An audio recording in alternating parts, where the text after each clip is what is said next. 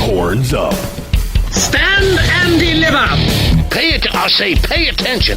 News from across the NFL and the Minnesota Vikings in association with VikeFans.com. With your hosts. Like I picked the wrong week to quit drinking. The Lockstar Al Hiram. Did you eat a lot of paint chips when you were a kid? Why? And Jason the Beast Barrow. They think he's a righteous dude. That was awesome. Oh boy, is this great! And welcome to another episode of Horns Up, the Viking / rock and roll / everything you need to know podcast, centered, of course, on our favorite team, the team that can only legitimately throw its horns up, the Minnesota Vikings. I'm your host, Al the Lockstar Hirung, and with me is, of course, Jason the Beast Barham, yes. And again, gracing our horny studios, I guess you can call them. Arif Hasan is joining us again this week. How you doing, man? I'm doing pretty well, though if I knew it was that kind of show, I probably would have prepared it a little differently. Well, you know, yeah. Always bring a sponge and maybe some lubrication. That's kind of the rule number one. As long as we don't change the show name to Horny Up. No. No, I think I saw that on RedTube or something. I don't know. That's not an advertisement, by the way. Week 6 is come and gone in the NFL, and if I've learned anything, it's that a win is a win, and that I suck at football. Predictions, that is. Tonight on the Horns, we explore why, as well as recapping the Vikes games, and on your source for rock talk and football, hey man, we're all here. But before we get to football, real quick, it's been a crazy week here. It's been just an insane week for me. And I just want to touch on a couple of things I saw. Since, you know, we usually don't talk a whole lot about the rock aspect of our show. We had a gut-churning game Sunday, but before that, on Friday night, I went up to the cities, up to Mill City Nights, up in the Twin Cities there. And I saw this 3-for retro rock act. Are you guys familiar with retro rock at all? No. I mean, I'm sure if you described it, I'd be familiar with it. Right. They're these bands, they're kind of pseudo-metal bands, you know, right? They play hard and heavy stuff, but they kind of have that throwback feel to old-school rock and roll. So you talk bands like, let's see, who would be big? Clutch is kind of one of the big ones like that. Wolfmother is another one like that. Right. I get what you're kind of saying, yeah. Right, yeah, they have that old school rock and roll feel, but they're more modern instrumentation. And we went up and saw Them Witches and Cadaver and The Sword, who just released their 5th album, and interviewed them. What a great show. You want a good time, man. Holy crap. Seeing bands like that, because that's just that, it's got that old school feel, but it's a little heavier, a little more modern. It's great stuff. Totally recommend it. Love it. But then Saturday night, I didn't get a chance to rest because I had to go out to Winona to see this weird little band called Mississippi Ransom. That's a good name. Yeah, it is. Great name. And I'm sure Jason can tell us a little more about that band. Yeah, we've just been trying to rock this shit out for about a year and a half now. We've been getting some good gigs. We've been working on a lot of originals here. Yeah, we got a couple gigs coming up, and I think we're just going to start focusing more on our original aspect of the band. You know, it's nice playing covers and stuff like that, but not all venues really like a band to come up and play cover songs. So, well, covers are tried and true, but yeah, exactly. I get you. Which, honestly, every time we just jam out and rock out a little bit, it just comes more natural than us playing covers anyway, so which is a good thing. But right, yeah, it was a treat to have you come down, and we tried out doing the live feed. It worked cool. out. It worked out well. Appreciate the band, appreciates you coming down and doing that. We're gonna have to do that again, right? So maybe next time, even Arif, I'll have to let you know. You sit back, drink a coffee, and rock out a little bit. There you go, man.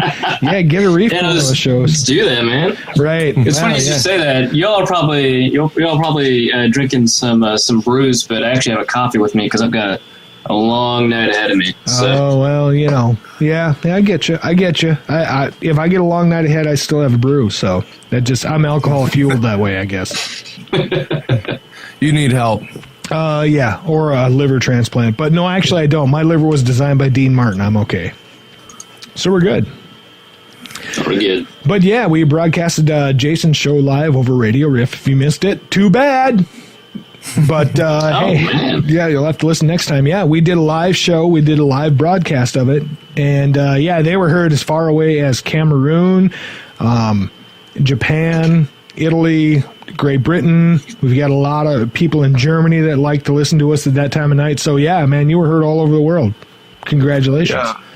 Yeah, again, appreciate that. It just puts a different aspect of the technology that we have today, and you might as well take advantage of it, just like posting videos on YouTube, right? To doing live feeds on the internet. I mean, hey, it's out there.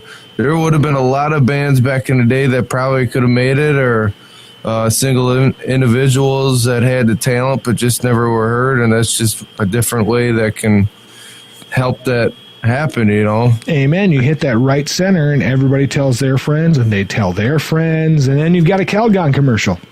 Oh, yeah, man. Right. There you go. But let's get back to the NFL. It's time for a high-speed cruise around the NFL. The Falcons took their first digger of the year Thursday, falling to a transmogrified Saints team by a score of 31-21. Will wonders never cease? The Jets' baggage handled the Skins 34-20. The Steelers managed to defeat the oft-admired Cardinals 25-13. The Bengals continued their hot streak, breaking the Bills 34-21. The Lions got their first win of the year against the Bears, squeaking it out by a score of 37-34. Holy crap, what a game that was. The Broncos got their residence in the W column, or they kept their residence in the W column, narrowly avoiding the upset by the Browns by a score of 26-23. The Texans looked like a real, actual team, defeating the Jags 31-20. The Finns woke up and tossed the Titans about like a ball at SeaWorld 38-10. The Panthers overcame the Legion of Who by a score of 27-23. The Chargers lost to some team everybody with some sense hates, 27-20. The Niners managed to make Baltimore look as bad as they actually are by a score of 25-20. The Pats faced a surprisingly inspired Colts, winning only by 7, the score being 34-27.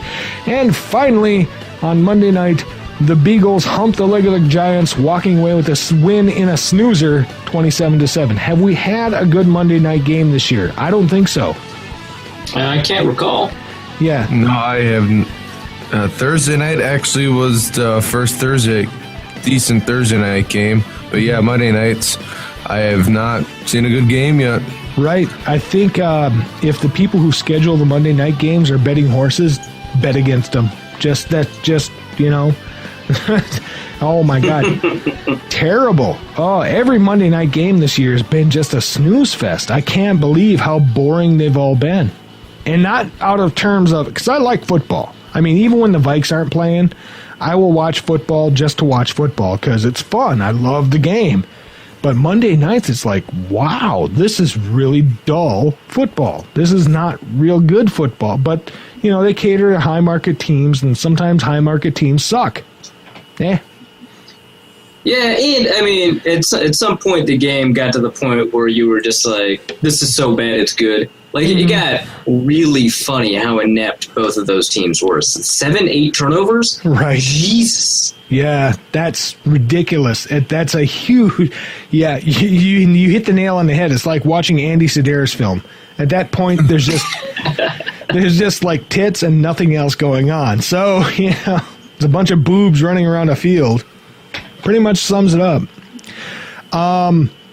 That being said, though, I think the biggest surprise this week was this is the first week I can remember this season, which is saying something. But no, it's the first week I can remember this season that really didn't have any big surprises.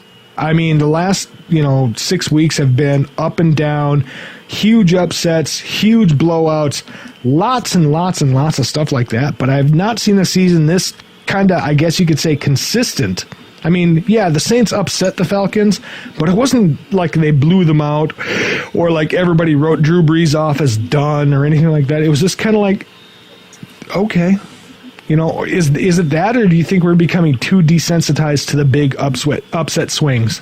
Yeah, it might be the second. To me, it was a little less predictable because I've got a track record of my picks up on PickWatch, and it was actually probably my second worst week in terms of picking against the games in general. Right, so to me, there were a couple of surprises, but I think that. Every game was definitely not out of the ordinary. I just got wrong in a bunch of 50-50 games, like the Miami-Tennessee game. Like, who knew who was going to win that one? Right. Turns out it was Miami. I picked Tennessee like a moron. Right. Well, yeah, that'll happen. But, even I didn't say that. Well, okay, there you go. But even that being said, there was nothing really that shocking this week. No, for sure. Yeah. The one that was the Cardinals losing to the Steelers. I thought Vic's starting. They're going to just stomp him. And then what? They got Landry Jones in there, and he wins the game for him? I mean, really? Well, but look at last week. He had the Bears overcoming the Chiefs, which that was a shocker. That was a big one. Yeah. Yep. And then you had the Cowboys got so decimated it actually became shocking. You didn't expect the Cowboys to come out on a 2-field goal game. I mean, you thought that big old hog line they had was something, right? And the Browns upsetting the Ravens, that was a huge upset. Second time in 7 years they've won against the Ravens. I think it was maybe it was the first time they won in Baltimore too. Yeah, right. That was pretty crazy. Yeah, there were some shockers last week, and the week before that was even more shocking. I won't go back to the stats on that one because I don't want to screw up my browser history for all the rest of the stats we got to talk about. But yeah, this week was kind of pedestrian, I guess would be the best word I can come up with. Nothing too crazy. Yeah, nothing too crazy. It was a very conservative week. Kind of like if what's her name from Alaska. About as conservative as Sarah Palin. Yeah, about as conservative. Yeah, Sarah Palin, calling games kind of thing. If Sarah Palin was Roger Goodell, this is the week we'd have every week. It was just kind of, all right, there was an upset, but it wasn't really that big of a deal. Okay. The Lions got their first win of the year, which was shocking, considering a lot of people thought they would be contending with the Packers for the NFC North. And we're going to be playing them next week, but we'll get to that. Did anything stand out to the rest of you guys?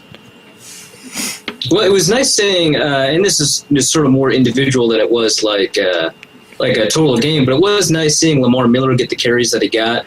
That's because they got a new coach, so it was a smart move to actually give him the ball because he's a pretty good running back. Right. And so that's probably part of the reason that the Dolphins ended up winning over the Titans, which I hadn't taken that into account because new head coach, right? So right, yeah. That kind of stood out to me. I think I don't know. I thought San Diego would put up a little bit more. Right. Well, they are San Diego, and it is the Packers, so they're going to have the rule coming down from Goodell that you can only put up X number of points against the Packers. I mean, that's just how it goes. Yeah, for sure. And, the Packers' defense is a lot better than I thought it would be this year. Which they are. I don't know how they're going to sustain that, but that doesn't seem right to me. I just hate to talk about them because I hate them so much. Arif, what do you think is your best part of that defense? Do you think it's the secondary, linebacking core, or you think it's a D-line? I think it's the referees. or D, the referees. Well, if I'm not going to pick the referees, I'd have to say the pass rush, and that includes Clay Matthews because he's not a great inside linebacker, and they don't have great inside linebackers. But in terms of they got Dayton Jones and Clay Matthews, and Mike Neal is showing up, I guess, for some reason. So they got a pretty good pass rush, and that's kind of helping out the secondary, which has. Those rookies, Quentin Rollins and Demarius Randall, and Sam Shields is doing pretty well too. So I think the pass rush is helping out a secondary that's pretty young and should be easy to exploit. But some teams aren't quite doing it yet. I have to ask you, since you're here, Arif, you would be the person who knows this. Was Clay Matthews one of those lion face people on sleepers? I think so. Yes. Okay. All right. Good. Good to know. All right. But that being said, enough to talk about the enemy. Let's talk about the Vikings. This time for our breakdown. It was ugly, but as they say, a W is two V's humping. We came out with a win, though not nearly how we predicted last week. If you listened to last week's show, if you didn't, well, hey, you know what? Your loss. Go find it. What stood out to me with the Vikings win over Kansas City was the week after Bridgewater had statistically a better week than Peyton Manning, he takes a dip and is eclipsed by Alex Smith in stats. And Alex Smith has an arm like a toddler on lithium. I mean, he's terrible, right? So, that's the first thing that stood out. The second thing, our offensive line is beyond offensive at this point. Their level of play overall, and I'm not saying all of them. There are a couple of guys who are doing their job pretty well, Khalil being the nicest surprise of all of those. But their level of play as an entire line is like beyond it's gone beyond offensive into hate crime levels against their own fans. Peterson only had 60 yards on 26 carries, and we gave up only 2 sacks, but 12 hurries in that game. And I don't know how many hits. I didn't see that stat line on that one. Diggs was our shining beacon on offense amongst the other receivers. Wallace might have had a shot at equaling those numbers, but he had enough drops. He had the same number of targets, but that many drops that he ended up being third by 1/3 of the yards of the second highest receiver, i.e. Diggs had 129 yards, Wright had 69 yards, and Wallace had 23 yards for having the same number of targets as Diggs. And Walsh was 3 for 3, so he's back to form. Those are my points on the breakdown. What do you guys think? Yeah, no, I think the offensive line was a huge issue. I know at least one of those sacks. I think the Allen Bailey sack in the first half. I think that might have been a quarterback draw, so I'm not going to blame the offensive line for that. But okay. And I think it was marked down as a sack, which kind of annoys me. But for the most part, I would say that the offensive line did a pretty poor job. I thought Khalil did pretty well. Berger, I didn't really like too much. And Mike Harris, I think this was his first game where he did a really poor job, and that was really frustrating, I think. So that happened, and that was part of the reason that Peterson had such a low yards per carry. But Peterson himself also didn't do well. He was a little bit too patient, and he didn't make decisions as well as someone like Matt Asiata, who actually had a pretty good game. I thought Teddy actually did a lot better than people say, though. Right. I think Peterson needs to stop auditioning for Dancing with the Stars and just run, find your hole and hit it. But that's neither here nor there. You still, when you look at 12 hurries and or hits, that's a really bad stat to have, especially with a team that's supposed to be focused on the run. And Peterson getting stuffed as much as he did. Our line was getting no push. It looked like, every time the Vikings snapped the ball, there was a sea of white, and then there would be some purple perks in there, kind of like little caplets or something. It was just not a good scene at all. How about you, Beast? What'd you see on that game? I seen Teddy actually starting to throw the ball down the field a lot more, looking a little bit more comfortable when he did get that time in the pocket. But I also did see a couple picks in there. The first one was maybe he shouldn't have thrown it. The second one, though, was just one hell of a play by their rookie Marcus Peters, who we kind of talked about on last week's show. Yeah, and they targeted him all game, and he kind of showed up. I tell you what, he is playing like a seasoned vet already in his rookie year. That interception that he made, that just goes to show his agility and his back pedal while he could still watch the eyes of Teddy. And when he seen Teddy's eyes hone in on the receiver going over the cross, broke off his receiver that he was trying to cover, and he came back up, made that hell of an interception there. That's a play you don't see out of a rookie, really. Right. And even Arif, we were high on Marcus Peters coming out of this year's draft. And it just goes to show that we passed on Marcus Peters. So yeah, no, it's annoying seeing someone that both of us were big fans of and wanted the Vikings to draft do so well against the Vikings. Obviously this doesn't mean anything about Trey Waynes, who hasn't played yet, but I mean it is annoying. Right, and when Trey came in this week, he was not bad. He wasn't all over the field. He wasn't pulling captain again. Captain shined this week. And Trey wasn't doing that level of being everywhere, but he was solid, I guess you could say. I think that's fair. Yeah, it's just Marcus Peters just has that gritty to him, that just nasty kind of a play to him. Trey Waynes, I'm not saying he's not, got that to him. Obviously, we can't really say that because we don't really get to see him play that much. But, man, would really have liked to see Marcus Peters be in purple. That would be a hell of a secondary going in this year. Even though we still don't have a strong safety to show so worth a damn for anything here. Well, Harry covers a lot of ground on that strong safety. And that's the thing I noticed about Harry this year, or not this year, but this game.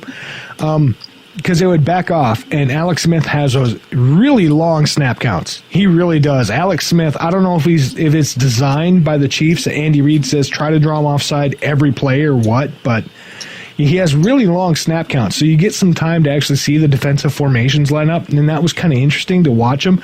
And you watch Harrison Smith, and he stalks back and forth. He's like a lion, right? They show on Nature, the lion is stalking the gazelle. And he literally stalks back and forth looking for who's doing what, and it's just kind of cool to see. He's a nasty player. He's the guy that will bring the hurt, and that's great to see.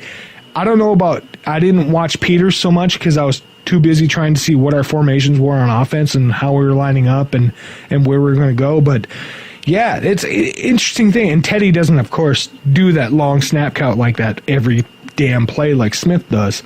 But it was an interesting little thing to see, I guess you could say.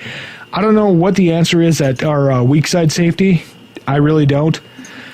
Peters would be a great addition. On the opposite of Rhodes, but you can't have everything. I mean, that's just the NFL. You can't have it all. And I think Trey will be solid enough to make it a hard choice when he comes into his own. He's getting increasing snap counts every game. But, that's just my opinion. I think because I see him getting those increased snap counts. I see him getting more awareness. He's not at Rhodes level yet where we're going to tag him on a main receiver. Like next week, we will see Rhodes being exclusively tied to Megatron. He'll be like in his shoe. That's just how it's going to be.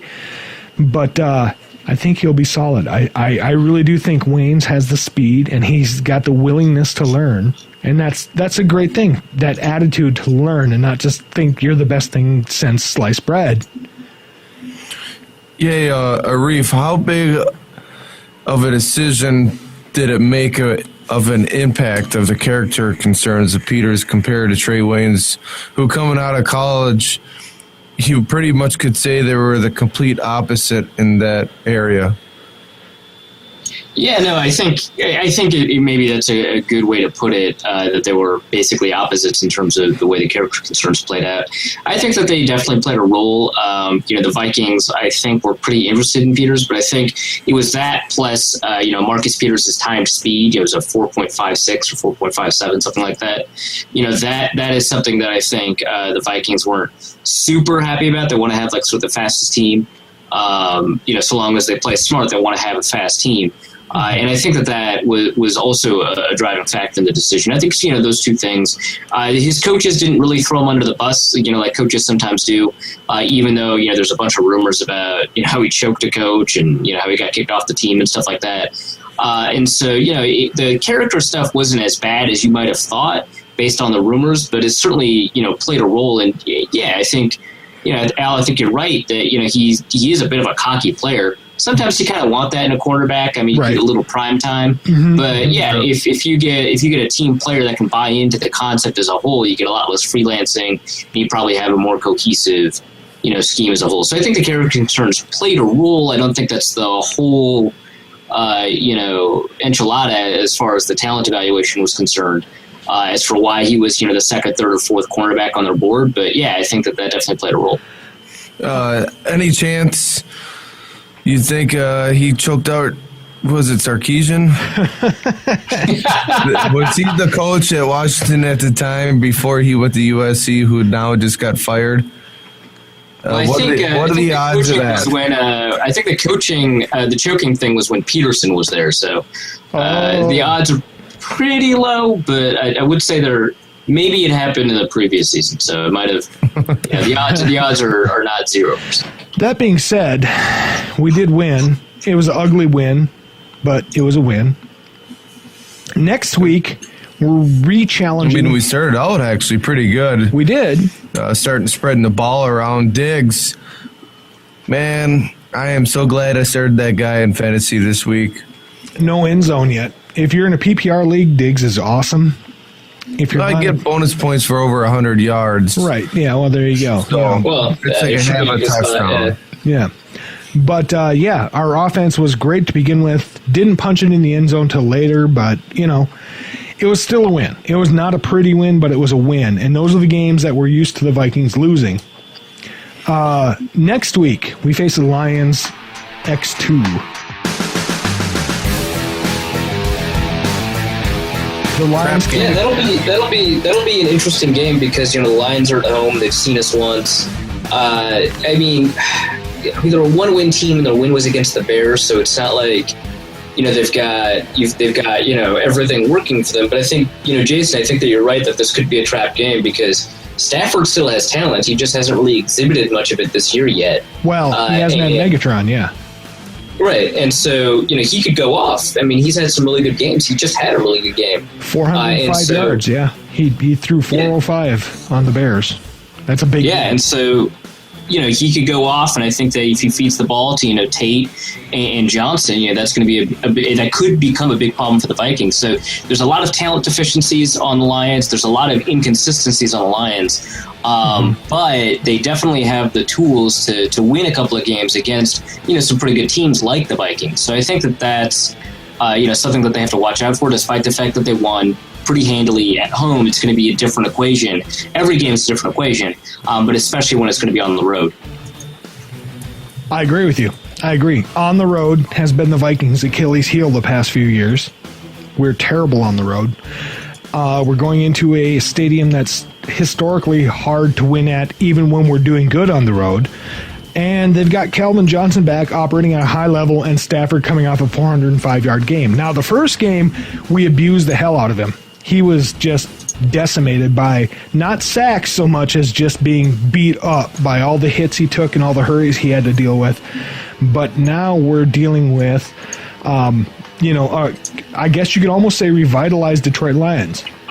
You go 0-5, you finally get a really tough win against a divisional rival, and by a high score, too. Let's not make any mistake. High-scoring games, those shootouts like that, they come down to, gutty plays. It's not like a 10-7 win. It's like a 37-34 win. That's a big difference. So they're going to come with a little more swagger than we expected them the first time we played around. Are we going to be able to do a repeat and beat the hell out of their quarterback and shut down their passing game? Are we going to be able to do that? Well, one player that I do notice that's not on their injury report compared to the first time we played him is Golden Tate, who claimed and whined after the first game that he just whined too much. Well, yeah, he whines all the time. It's Golden Tate, but yeah. So it'll be interesting to see that matchup again, like I said. But that's when the first kind of breakout game started for Captain Munnerlyn, where he played really good against Golden Tate, so it'll be interesting to see that matchup. We don't have Zach Ebron to worry about so much either, because he's questionable at best right now. Zach? Who's Zach? I'm sorry, Eric Ebron. You did that last time. I did it last time, too. The same goddamn mistake. Yeah, Eric Ebron, last time, last time he was healthy. This time he's questionable at best. I don't know why I keep thinking Haloti Ngata again. He's just been banged up all season for him. He looked pretty good in the preseason, but the age must be creeping up with them, or he's just having a Haloti Ngata bad luck run with the injuries this year. Ngata is no Sue. I mean, so we don't have to worry about that. Yeah, oh yeah, he's definitely not that. He's definitely, you can't replace Sue, but Sue obviously can't even be good in Miami. So well, Regis Philbin's no longer their coach, so.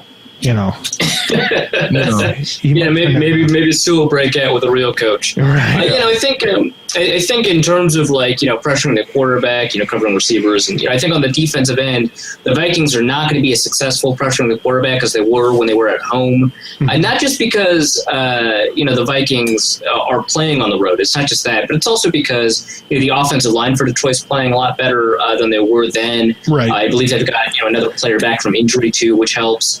But I think this is a game the Vikings should win, and they're doing a very good job this year at least, and last year under Mike Zimmer, of winning games they should win and competing in games that they're supposed to lose in. So it's nice that there's probably a lower likelihood of trap games really hurting the Vikings. But I think if they win, it comes from still pressure on the quarterback, but maybe a little better play from linebackers this time around. And I think on the offensive side of the ball, I don't know about running the ball. I mean, Adrian did a fine job against the Lions last time, but he's been struggling these past couple of games. It might have to be through the air, and with Stephon Diggs, ready to go and willing to contribute, I think the Vikings are probably going to be even more reliant on the passing game this time to win offensively than they were last time. I think you hit the nail on the head there. Because the Lions are going to be expecting Peterson. They're going to be keying on Peterson. And as long as Norv doesn't get too cute, because, we can't have any more first 3 series have to be all shotgun runs. No. But as long as Norv doesn't try to get too cute and keeps the running game at least honest, and even if Peterson doesn't break one, it's going to keep that defense honest, and it's going to rely on the passing game. And with the emergence of Diggs, I think that's a serious emergence for somebody to look after. And, I mean, literally, we look at it. Diggs racked up 129, and Wright, who was our third receiver, when Wallace was supposed to be our first receiver, but Diggs racked up 129, Wright racked up 69, and Wallace, when he's not having butterfingers, can actually stretch a field, so they have to respect that. I mean, I think, what was it, his last year in Miami, he set a team record for drops, if I'm not mistaken. I'm just, trying to remember stats without looking them up. But he set a team record for drops, but he also had the most touchdowns over 30 yards.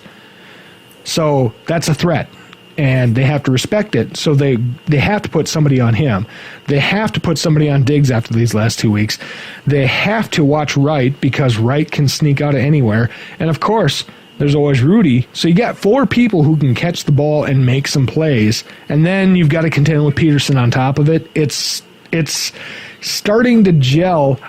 Last week was not the greatest example because it looked like we were all kinds of discombobulated. If the offensive line can hold together enough to keep seriously, if they can keep like a supermarket front door open, if they can string enough blocking together to do that, we can have some success. But I think that's what it all comes down to, is the offensive line versus Noda and the rest of the Lions' defensive line. I think that's what it's going to come down to in their blitz package. No, I think you hit the nail on the head there, Al. Oh, thank you. No, honestly, I think it all comes down to exactly what you just said, the offensive line. What they say last week, I don't remember the stat to be exact, but when Teddy had time and in a clean pocket, he had the best quarterback rating than any quarterback out of last week. Right. And I don't remember what that exact number was, but we got the weapons out there. He just needs the time to sit back there and read the defense and find that open receiver. And let our receivers remember their routes, because apparently right now Diggs is the only receiver that knows his routes and runs them correctly. I mean, pretty much. Yeah. I mean, even Diggs, we seen him in Mankato. We seen him, well, we didn't really get to see him too much at training camp, but like that play last week where he caught that pass and he's running down the sideline and he's hit the brakes. One guy ran by him, did a couple steps, hit the brakes, and the other guy ran by him. Right. I mean, And it's just No, that was things. beautiful. Yeah, that was great. beautiful. That was one of the highlight moments of the game was that play right there. Now, if Peterson stops doing that at the line, hey, okay, Yeah, no, you could be in a good spot. I will say this about Diggs though: he still does have stuff to learn. I was going over some of the L22 and taking a look at Diggs specifically because he's pretty much the most interesting storyline for the Vikings at the moment. And there were instances where he did run the wrong route, so it's not as if he's head and shoulders above everyone else on the Rudolph interception, for example. Both he and Wright ended up in the exact same area of the field, and you had 3 defensive backs covering 2 receivers because of it. Right. And that was one of the reasons Teddy ended up having to force the ball. Now that doesn't justify Teddy's decision or anything like that, but it does give us an example of what can happen when receivers don't run the right route. Oh, totally. And I think that if he nails this down, if he has the whole playbook, if he knows what routes he needs to run against what coverages, he could become like Antonio Brown. That's huge praise. I don't expect him to hit that ceiling, but it's certainly there for him. And if he's 80% of Antonio Brown, I'm really happy with a 5th round pick. Right. Well, and the thing is that Norv Turner offenses are all timing routes. It's all about route running. It's always, I remember seeing the documentaries on the old Cowboy offenses that won the Super Bowls and all that. The quarterback is not supposed to think. It's supposed to be 1, 2, 3, throw here, and the receiver has to look right at that moment and get the ball and be in the right spot kind of thing. And, even though Diggs may run the wrong route once in a while, he at least runs them right. Yeah, no, for sure. One thing I did notice out of Diggs running his routes, some receivers are good with their, obviously their feet, their footwork, and their hips. But that one play he made a cut like he was going to do an out route, and he even has his hands kind of fool you. He's got his hands and his shoulders swaying around, and then he made that cut to the inside. The corner had no chance in covering him. He just was automatically open. That's the thing. Really good at juking you in his routes. That's the thing I noticed about Diggs, too, is that it's not his route running necessarily because, Norv offenses are timing route runs and all that stuff. But Diggs has phenomenal hands. We saw it at training camp. The guy, if you get it anywhere around his body in a 3-foot radius around his arm span, he'll go for it, and he'll 9 times out of 10 come down with that ball because he concentrates on making the catch first and then running. And then when he runs, that's always something special too, with the double juke he did last week, and that was cool and all that stuff. Great, that's great.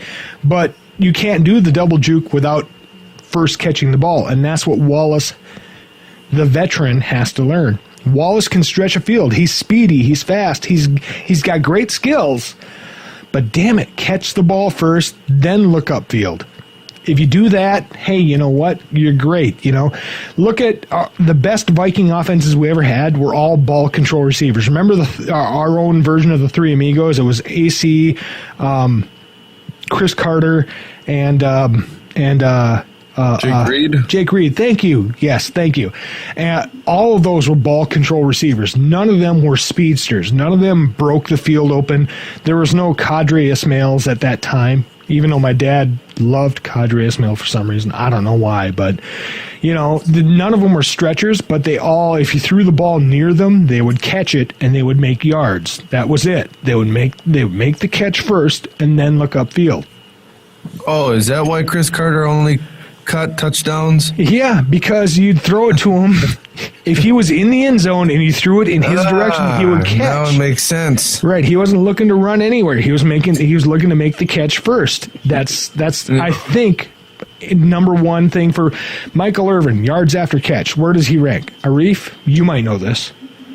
They didn't keep yards after catch stats for him, but he was definitely, he and T.O. were both definitely possession receivers, move the chain types. And right, exactly. I think they did a fair bit of damage. They did amazing amounts of damage. Him and T.O. were great at being just possession receivers, get the ball where the ball was thrown. Doesn't matter if you make YAC. And that's one of the backdraws of a Norv offense when you're throwing a 5-yard route on a 7-yard first down, because you're not expecting your receiver to make up those extra 2 yards. That's just how it works. You throw it to Kyle Rudolph and he's got 2 yards to get the first down. Hey, guess what? Kyle Rudolph can make the catch, but he can't make the juke. That's not his job. That's just not what he does. So I guess there's kind of a learning equation on both sides there, and you have to overcome that. We have the weapons to do it. We have Wallace to just keep one safety always over the top. We have that guy. But it's how you put it together, I think. And I think you have to keep him honest, of course, with Peterson again. And I think against this Lions D, Nada has been, as James alluded to here, he's been kind of banged up the whole season. So I don't see him being the hole plugger. And I really, looking at the Lions game, even though last week I watched the Lions-Bears game, I saw nothing on the Lions defensive line that said, okay, here's somebody who's going to stuff everything. Amir Abdullah, he's a fast runner, he's a shifty runner, but a stiff breeze can blow him over. So, I'm not, and, that's not going to happen with Peterson. That's why he racked up, 192 all-purpose yards against him.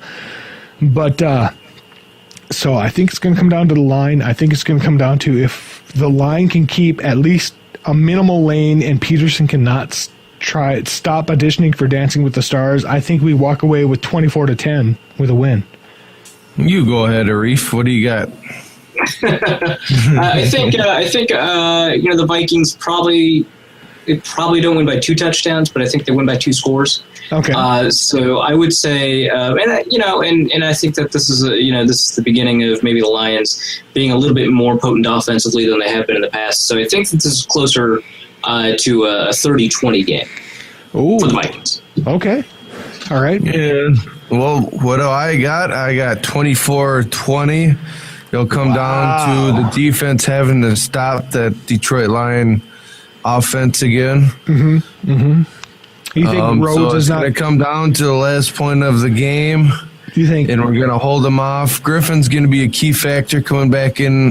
Hopefully that he plays. All signs are showing that he's going to play. We need that pass rush to disrupt Stafford back there passing. He's vulnerable to disruption. Yes, he is. He's not a mentally strong quarterback. Another key thing is here before the end of our show here is, like we already been talking about numerous times, is our offensive line. These next couple games are big. As last year we went 1-5 in the division. The next 2 games are on the road against divisional rivals. We play the Lions this week, obviously, and the Chicago Bears next week. Right. So we got to turn that around. Zimmer knows that, first of all, you got to beat the teams in your division before you really do anything. So the next 2 games are big. And Arif, John Sullivan, when are we expecting him to possibly come back? Is it after the Chicago game? Yeah, it might be after the Chicago game, but it's nice that we're probably going to get him back. Before sort of not this 4, but the next 4 games, because these 4 games, they should be relatively easy for the Vikings. They should find Johnson. If I am hearing everything correctly, they should get John Sullivan back before the brutal, next part of that schedule. I wouldn't call it easy. I just want him back in the swing of things when we play the Pack. I wouldn't call the next 4 games easy games. Relatively, if you're looking at the top level down, maybe easy, but nah.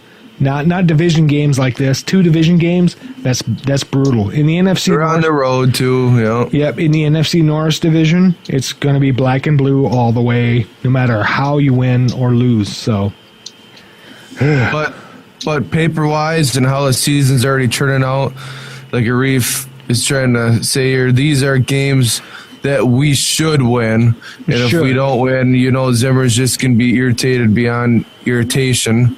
Right. So I've got 24-10. Arif's got, what was your score? 30-20. 30-20. 30-20, and you've got 24-20. So there you have it. That's our predictions. 20. Yes, that's our rolling of the bones. And that's been another episode of Horns Up. Ladies and gentlemen, thank you all for listening. We'll be back again next week with your predilections, predictions, and pre-warming your casserole. I don't know what it is. Well, no, it's not a casserole. It's Minnesota. Pre-warming your hot dish there, yeah, don't you know? Yeah. We'll be back again next week. Take care, everybody. Say goodnight, guys. All I know is Back to Future lied. They're full of shit. Good night. All right, good night, everybody. Thanks again, Arif. Yeah, thanks for having me.